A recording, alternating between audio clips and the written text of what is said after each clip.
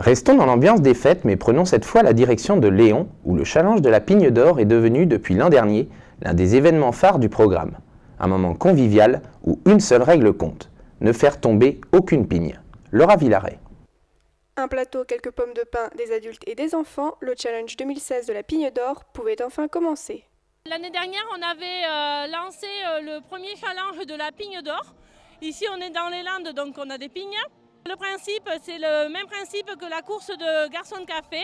C'est prendre un plateau avec un certain nombre de pignes, évidemment qui est différent suivant l'âge des enfants et pour les adultes, et de faire un parcours aller-retour. Et le premier, le deuxième et le troisième qui arrivent me voir.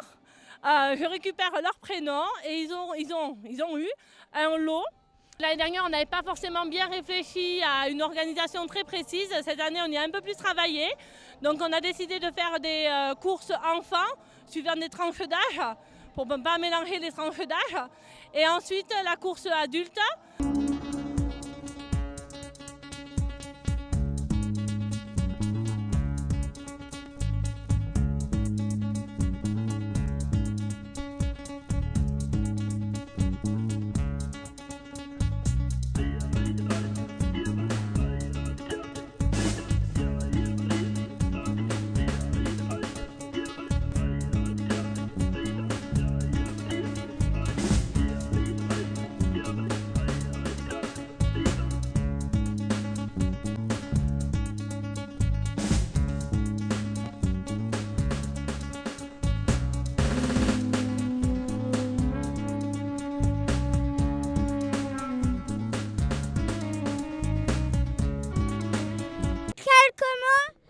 Sur la course, c'est pas grave de faire tomber l'épine, c'est bien de participer, c'est pas grave qu'on perd, c'est bien de participer.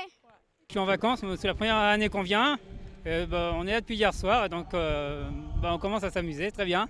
Ça a été un petit peu difficile, dur, mais sinon ça s'est très bien passé. Ça s'est bien passé, c'était un peu dur. Moi j'avais un point de côté, mais voilà. Mais elle a gagné quand même. Le meilleur de chaque catégorie s'est vu recevoir la précieuse pigne d'or. On remercie tous les petits vacanciers et les grands vacanciers qui sont venus nous rendre visite à Léon et qui ont participé à ce challenge.